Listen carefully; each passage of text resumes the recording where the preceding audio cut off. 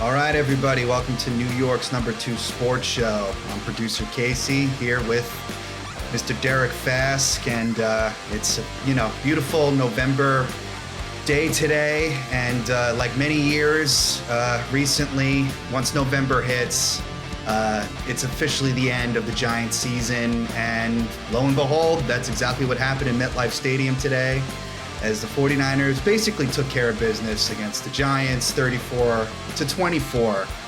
And my buddy Derek, just your initial thoughts on what transpired at the game today.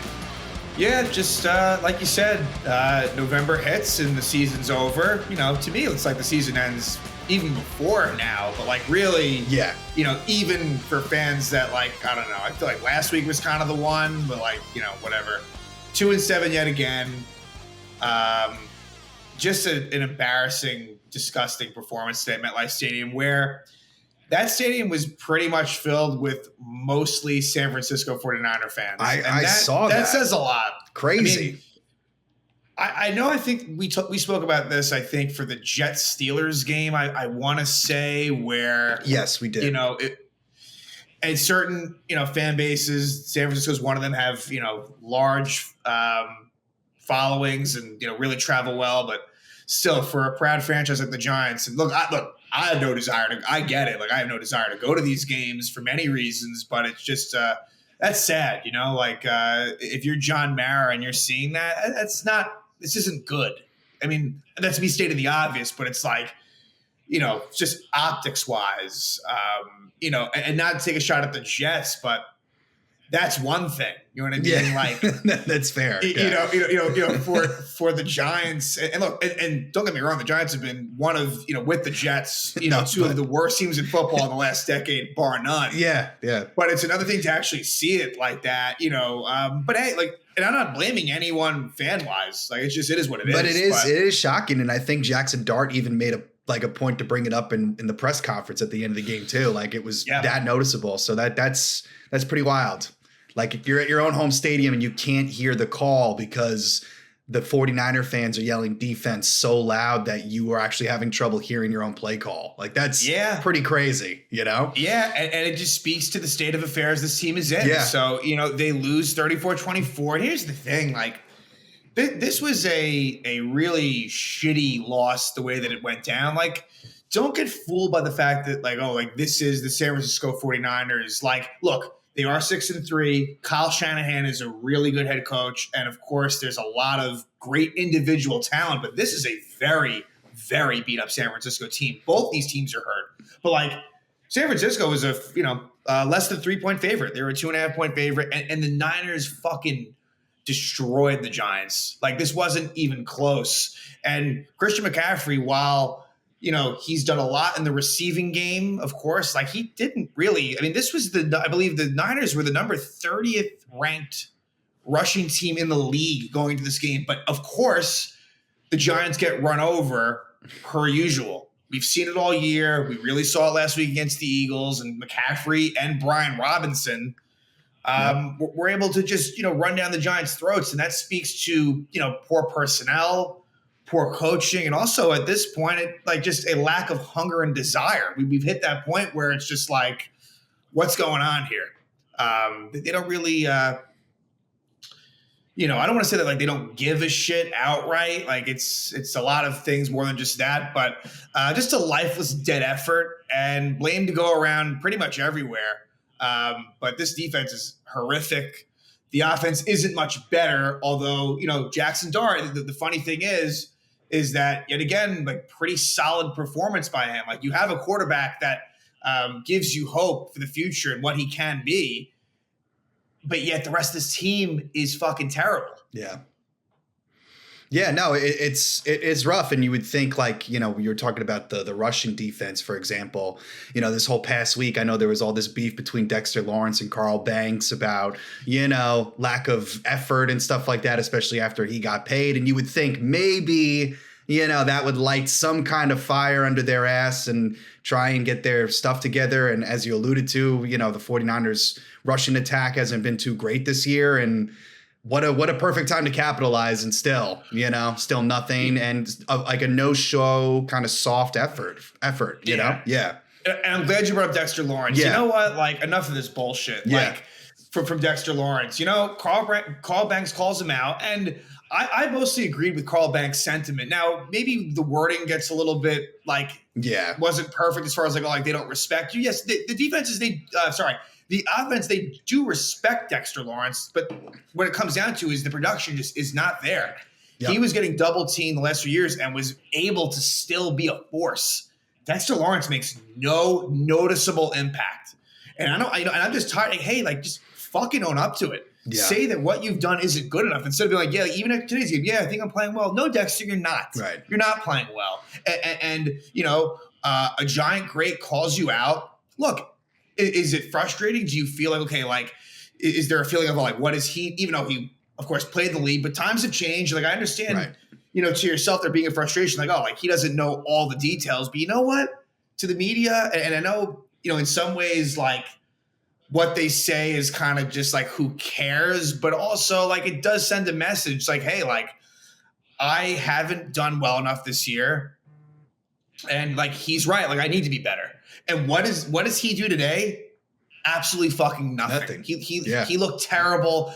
The one guy in this defense that has been a consistent fucking bright spot is Brian Burns. Yeah, he has been like unbelievably good. I mean, just in terms of what we've seen and the stats as well. I mean, he had the one big play that goes down as a sack fumble, not an interception. They could have. I mean, I guess they could have, but it goes down as a sack for Brian Burns, and Abdul Carter gets the recovery.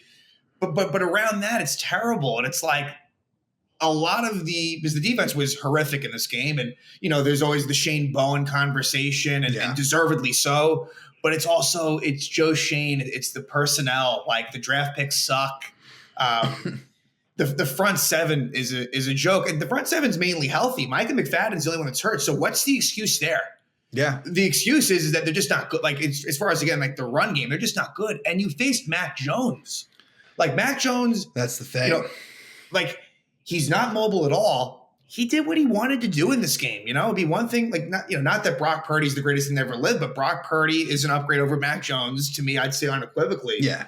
And Mac Jones just basically had an easy day at the office because the Giants defense just did not really provide the pressure that they needed to make life difficult on him. I mean, again, like, the Giants have a lot of injuries, but so does San Francisco. No Brandon Ayuk, no Ricky Pearsall, no Nick Bosa, no Fred Warner. I mean, we can go on and on and on. So, like, this is not a fucking, like, to lose like this. Well, I'm not surprised. And hey, to be honest with you, I don't mind they lost. Like, that was my preference. Like, and I've kind of, that shouldn't come as a huge surprise. I've kind of, been saying that sort of thing. But I don't know. I'm not sure if, post Scattaboo, and that's no excuse either. If, they kind of lost some juice, maybe a little bit, but you've hit the point of the season now where and we'll talk more about, like, this game, and we've kind of touched around it a bit, but like, it just more general thought, like, we know how the rest of the season is going to look, and it's pretty much what it's been, the last more than a few years, but 2-7 Giants, and San Francisco comes in and just pummels them. Yeah, rough to see. Like you said, there's. I guess the fact that Jackson Dart did play well is something that is encouraging, but, you would like to just see, I guess, more of an effort overall, especially on the defensive side of the ball, especially in this game. I feel like that was really the most glaring thing, just how easily, like everything you just said, how Mac Jones and McCaffrey just so easily could just go up and down the field and basically do anything that they wanted. And that was about it. And then, like you said, the whole front seven is basically intact. You just think, like, all right, put up a fight at least. I know you don't want them to win necessarily, but still, as a fan, right, you want them to show something. I mean, it's just it's so demoralizing. Like you said, now it's like you feel like you have to go back to the drawing board, like, yet again, like both of our New York teams have just been doing for this last decade. It's like, recruiting all this talent and then none of it really just panning out the way that it should. And now here we are again. And it's just super aggravating. So here we are, man. November. Yeah. And now, like you said, it's like none of these games really are really going to amount to anything except for pride at this point. But Right. you know, Right. And the Jackson Dart, that's the one thing. Right. You know what I mean? That's the real one thing that you have that's always going to be kind of worth investing in and seeing how that goes. But other than that, there really isn't much. Yeah. It runs so deep. It does. It does. It really does. It speaks to why Joe Shane and Brian Dable should not have a job, come next season. 100%. It's certainly looking that way. And who the hell knows? Like, I think, and Joe Shane's the big one for me. That I want him gone, and I'm worried. And that's where, for me, it's not so much the draft picks. It's just losing and the way you lose. Yeah. And so in some ways, if the Giants are going to lose, in some ways, let it be embarrassing, because I need change. Even though change, look, we've seen a lot of different regimes and it hasn't led to success. So, but I know that with these guys, it's not going to work. It's not going to work. Yeah. Speaking on, some positivity, what has been good, as far as, I guess, Brian, to give a little bit of credit to Brian Dable and Mike Kafka, is the first drives of games in the Jackson Dart era have been extremely successful. That's very true. And yet again here, they are able to start out the game with an opening drive touchdown, something that was really a miss from this team. A lot, and this isn't me putting it on Daniel Jones, but just in that era, it felt like so many times they would not get that opening drive touchdown. They get it here on a 10-play, 64-yard drive where it ends in a Theo Johnson 15-yard touchdown reception, which was a nice play by Theo Johnson. But while I'm talking about Theo Johnson, his drops are just so bad. Yeah. Him and Darius Slayton, that's a problem where Dart's making the right throw with accuracy. And look, Johnson in a nice, you see the talent, you see what he can bring to the table. Right. And also on the tight end front, Daniel Bellinger was out. He had been providing some contributions as a receiver and in blocking and things like that, but he was out with a neck injury. Giants were pretty beat up. Yeah. For sure. And I think I'm trying to think on the offensive side. Obviously, there was Scatterboo, but Bellinger was out. But yeah, first opening drive was good for the Giants. We saw, which was kind of funny, Jalen Hyatt returning kicks, which, we can kind of close out this episode kind of talking a little trade deadline stuff, which I think it's going to be kind of quiet on the Giant front. I think the Jets is probably more of where the interesting rumor mill stuff probably lives. Yeah. But yeah, Theo Johnson gets that touchdown. Some good things going on that drive. Devin Singletary was very involved. Tyrone Tracy's been a disappointment, and I know he might still be dealing with that shoulder injury. He looked like he was still dealing with something there, but yeah, he did. He had two big drops that I could recall that kind of were drive killers. But go ahead, and then where you need the defense, to kind of start out 7-0. Vibes are relatively high in the Jackson Dart era at MetLife Stadium. The Giants are 2-0. And you end up getting a situation where it's 4th and 1 for San Francisco, and Shanahan, he was kind of unsure of what to do. It was at their own 41-yard line. Shanahan calls a timeout. They bring out the punt unit, but then they think better of it. They go for it, and Mac Jones gets a first down. Now, I think that was the play where Dable and I guess they felt as if maybe someone might have jumped and there was an illegal formation. There was a bit of chaos on this Mac Jones, QB sneak first down, but they get it. It's a pretty big one.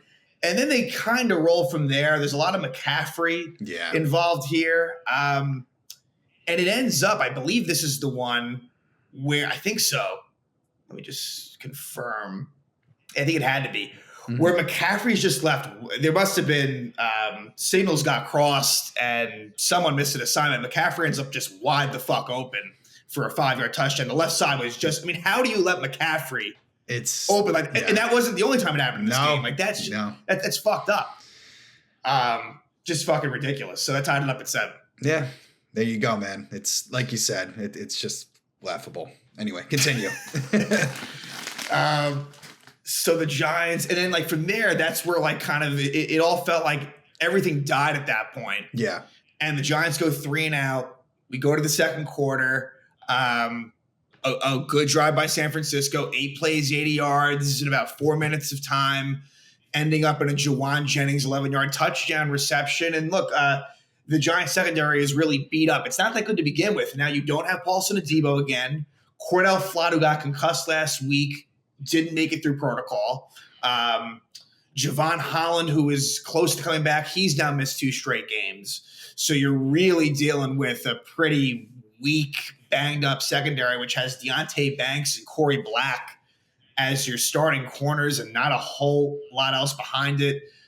Darius Muasau, who is replacing Micah McFadden as far as inside linebacker, he got hurt and was out for the game. So we saw Demetrius Flanagan-Fowles, who's a former Niner in there. It's a bit of, in some ways, it's a bit of a ragtag crew in parts of the defense. But anyway, San Francisco takes that 14-7 lead, and the Giants' offense definitely stalls out quite a bit. And that's kind of the thing I'm saying, like, where you're not making the adjustments clearly. You know, give them credit for a good game plan because they're coming out and really putting out some good drives. And then I think that the defenses are just, you know, making the adjustments, and the Giants aren't reciprocating that. Yeah. There's just not a whole lot going on here. And look, you don't have a lot at your disposal, right? You have a kind of a banged up Tyrone Tracy and Devin Singletary in the backfield.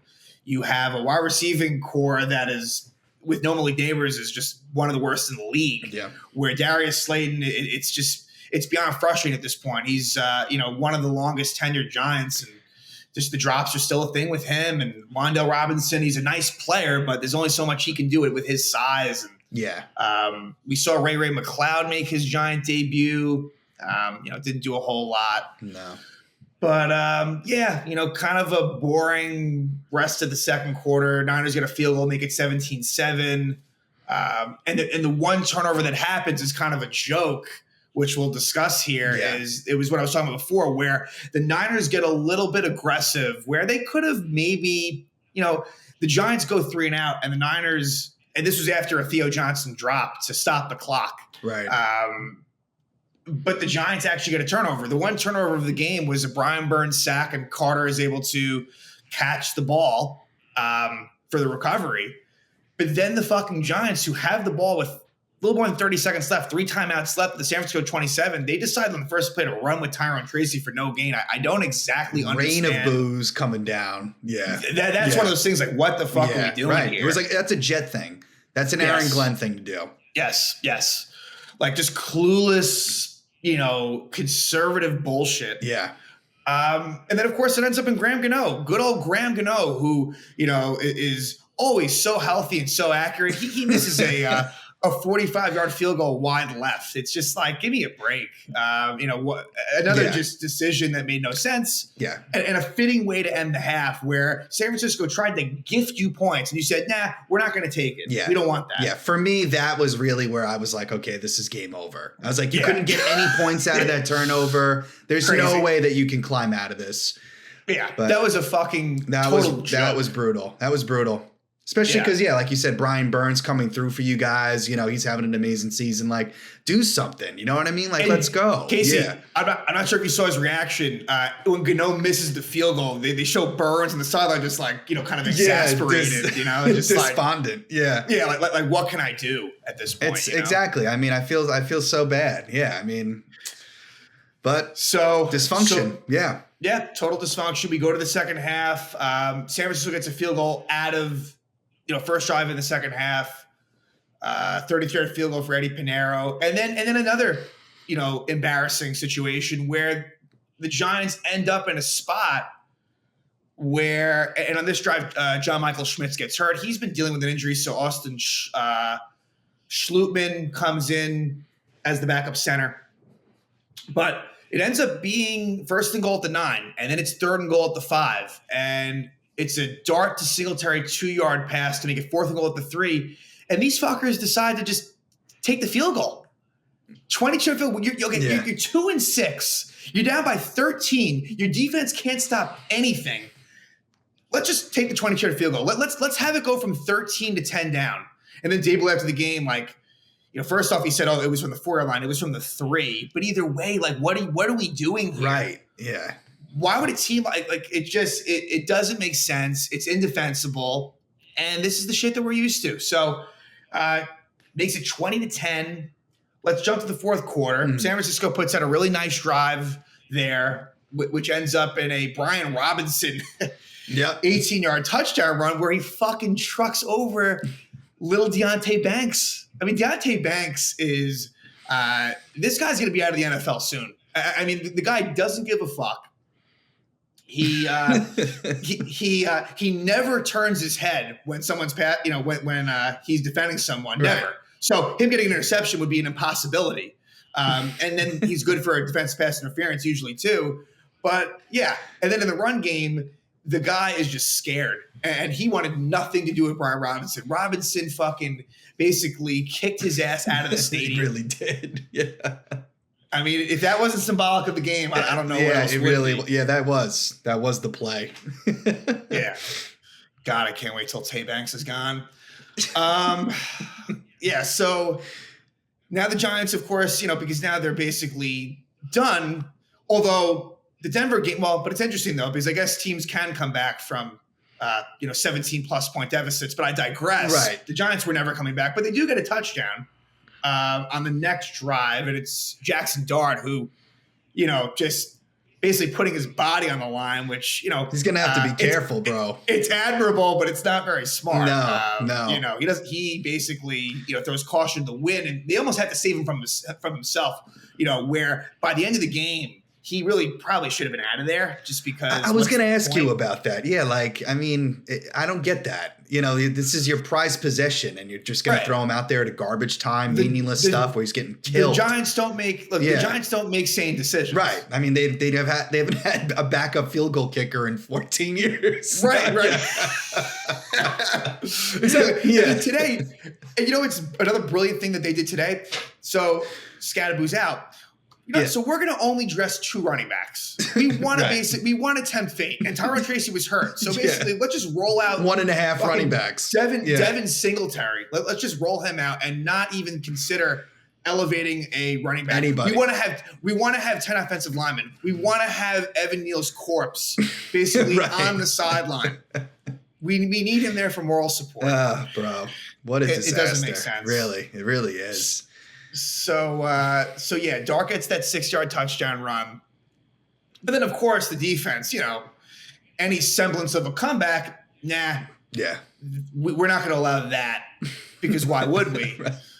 San Francisco just goes down the field easily, and it ends up in a McCaffrey 3-yard touchdown run. So really nice bounce back weeks for Saquon Barkley and Christian McCaffrey in back-to-back weeks. Right. You'd have no idea that they may have had any bit of struggles at any point this season by playing the Giants. Right. It's the perfect get-right matchup. It is. And then we go to the final Giant drive, which includes, I believe that's where Darius Slayton has the drop in the end zone. And look, the game is over at this point. That's not the point, but and he was hurt on the play.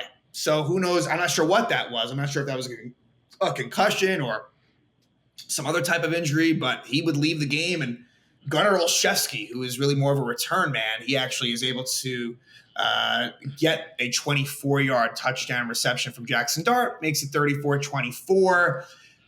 Like we were talking about, should Jackson Dart have been in that situation? No, but he was. And then the Giants go for an onside kick. It's unsuccessful, and that's basically it. San Francisco, gets the first down, and they win 34-24. So, it's just a bad loss. Not all of them have looked this way, but expect for a lot of it to be like this moving forward. And the schedule doesn't really get much easier. No, you guys are about to have an NFC North gauntlet coming up here for 3 weeks in a row. Yeah, exactly. 3 weeks in a row, and I believe maybe even actually, because we haven't played any of the North teams yet, so it's definitely the next 3. Yeah, and then the Vikings. Is the Vikings right after the bye, or is it a little bit after that? It is. It's a couple games after. Yeah. So the next 3 against the NFC North, like you said, and then you got 4 Pats, of the Commanders, and then Vikings after that. Yeah, and 4 of the next 6 against the North, which is obviously a real, probably the best division in terms of just straight depth. Absolutely. 1 through 4. Yeah, especially after this week. Exactly, especially after this week. So now you get a Bear. So now the Giants go to Chicago, a Bear team that's feeling really good on the offensive side. Defense is a different story, but the way the Giants defense is looking, I mean, Caleb Williams is potentially going to have a field day. Ben Johnson must be, absolutely foaming at the giddy. mouth. Yeah, for sure. Foaming at the mouth to see the Giants come to Soldier Field. So that's the thing. I mean, you look at these next 4 games, there is a now NFL's weird like this, but there's a very good chance you're not going better than 1-3 in these next 4 games. Right. Barring some injury where Drake May were to have gotten hurt by the time, or like Jordan Love, something gets knocked out. Right. Yeah. Something unforeseen. Yeah. The Giants are going to have, it's going to get ugly. Yeah. It just is. And, post-bye is another conversation. The schedule there could be not as difficult. And that's where I know I'm going to get frustrated, where they're going to win some of these games. That's what, exactly. Jobs are going to be saved. They're going to make it seem like, we're going to carry this momentum in the next season. But in the here and now, it's a real tough schedule coming up. I mean, Chicago, look, do I fully trust them? I still don't fully trust them. They almost blew today's game. Yeah. At the end there, but it's going to be tough sledding for the Giants moving forward. Yeah, exactly. And I mean, I don't really know how Dable is going to make it past this year, or Shane, really. I mean, I think it's just only a matter of time, because like you've alluded to, it's like, great, you guys seem to come out with a game plan. You've been very successful in the beginning of these games, but it's like, how is it that like you just are so like inept at adapting at any point at these games, right? Like you're saying, like these defenses make these adjustments, and it's like Dable like never, it seems to be catching up to that. And like, you think this is year 4 for him. You know what I mean? How much I understand, we've talked about this already, but Mara giving him that extra chance here, you look at it now and you're just like, dude, like, what were we thinking here? Because it's the same old song and dance. And here we are with a guy, and I mean, Daniel Jones lost today, but still, like, I mean, what a huge indictment on this guy, Dable, that Daniel Jones is having this incredible season over in Indianapolis here. Once again, his team just looks like there's like no energy, especially now with Scadaboo gone, there's nothing left. And, his defense is being run over. It's just, I don't know. It's just a mess, dude. Just a mess. So yeah, it is, and that's just, and these firings should have happened at the last season, no question. Yeah, like it should have happened. This is a very loyal organization to a fault. John Mara is that way, and I understand. Like, if they had basically cut ties, then here it is again, like another regime basically not making it beyond 2 or 3 years. But that can't be a reason to keep it. Just because it's been bad before is no reason to basically stick with this regime. They don't have it. No. They don't have it. And I will be furious. This isn't me defending Dable. It's not. But if Dable's let go, but somehow Shane keeps his job, I will be sick. Yeah. I will be absolutely sick. You need to gut the whole thing. And I'm not including Jackson Dart, but you need to basically start totally fresh. I agree. You're going nowhere with this regime. Yeah. Simply put.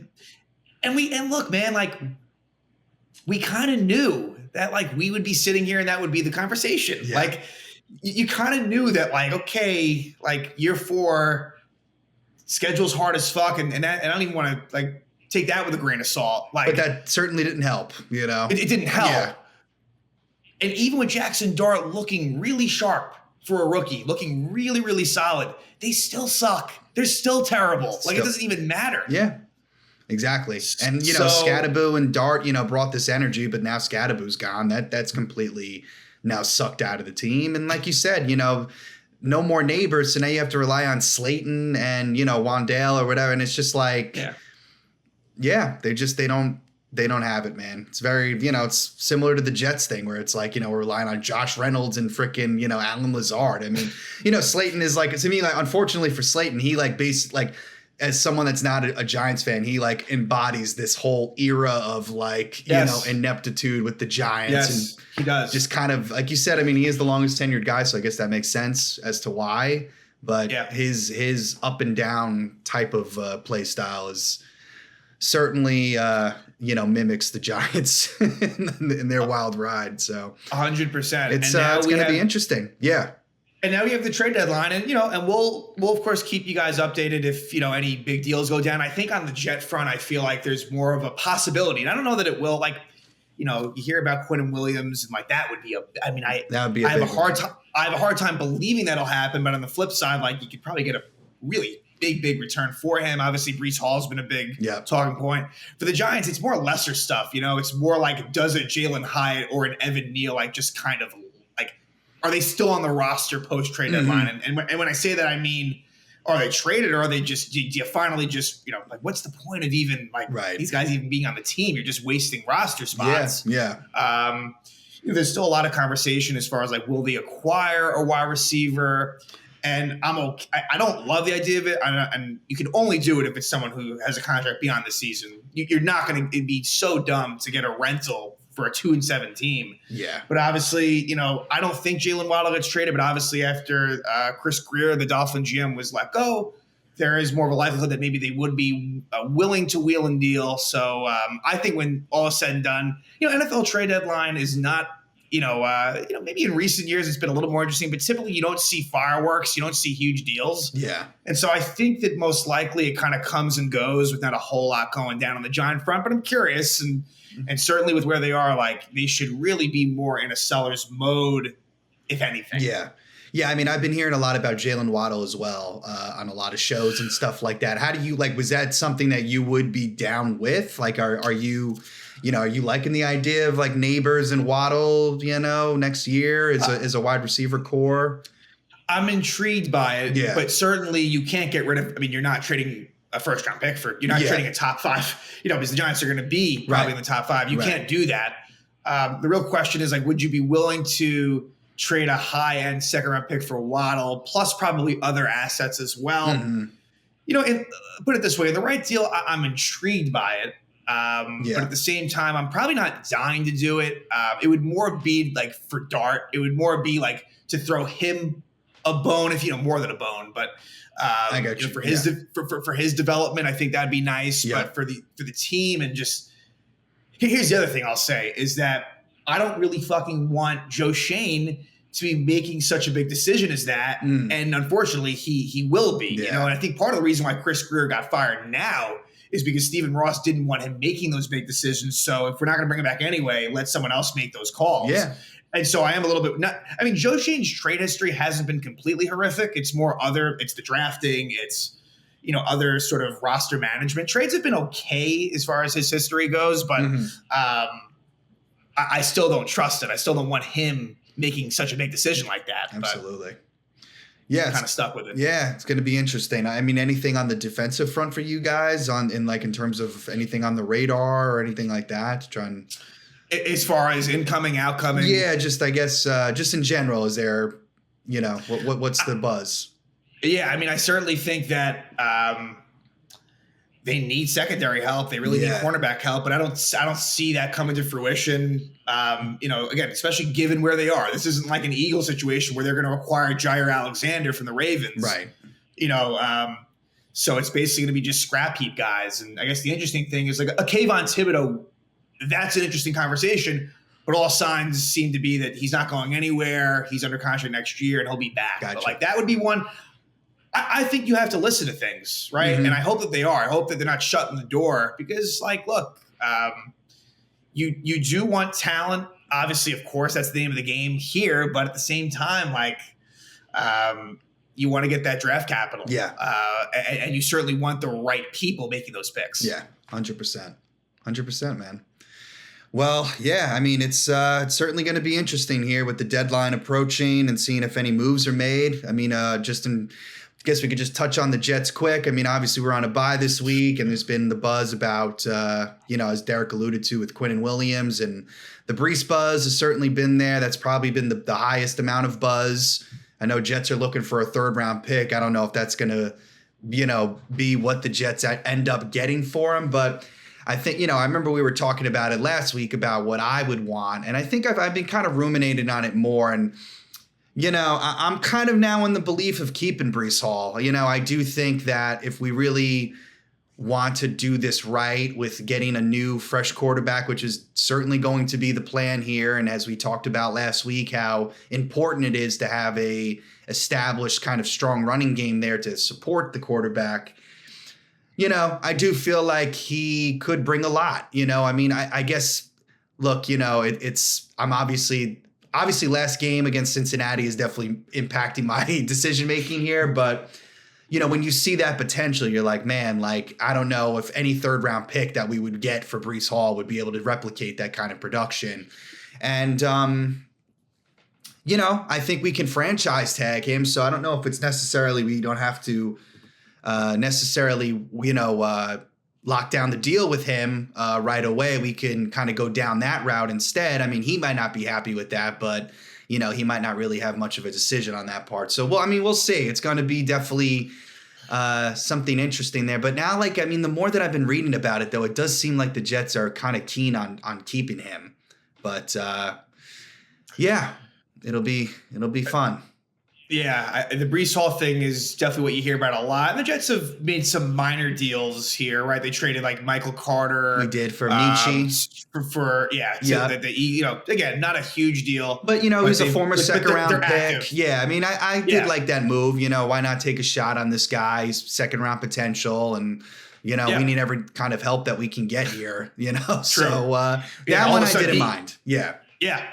So at least, you know, they're keeping their kind of eyes open, it seems like. Yeah. And, you know, maybe someone gets desperate. You know, maybe with Breece Hall, like, right, like I think we all kind of think about like a Kansas City. I know. That seems like the big one, right? Yeah. And I'm not sure if it's because like the Le'Veon Bell, you know, because obviously there is a history of a Jet running back being traded to Kansas City at the deadline. Good old Le'Veon Bell. Great memories there. Yeah. What a Jet. Yeah. Yeah. So I think I'm with you, Casey. I think that if I had to guess, I feel like Breece Hall stays put. Like you said, you can franchise him. So it's not as if, you know, he's just going to leave for nothing. Right. You know, you could do that, and there's nothing you can do about that. Yeah. But it will be interesting, right? It feels as if, just based on the rumor mill, and it all may not come to fruition, but the Jets would seem like a team that you want to keep an eye on as we're just a couple of days away from the trade deadline. Yeah. It's going to be cool. So, yeah, we'll definitely be keeping an eye out on that. As Derek said earlier, you know, if there's any major Giant news on this deadline, you know, we'll definitely be making an episode, and we'll definitely be here talking about it. So, guys, you know, thank you for listening as always. Yes, the last time I checked, I think we're at 1,555 subscribers, which is awesome. Keep supporting. We love it. And, you know, you guys are the best. We really appreciate it. And what else is there? Yeah, just the Ranger recaps from my man Derek. You know, those have been going well. It's been an interesting ride so far for the Rangers. So make sure to keep tuning into that for all those recaps. And, you know, we love to read the comments and talk with you guys. So please, you know, spread the love, spread the word, share the shows, do all the things. We'll see you guys later. Bye-bye.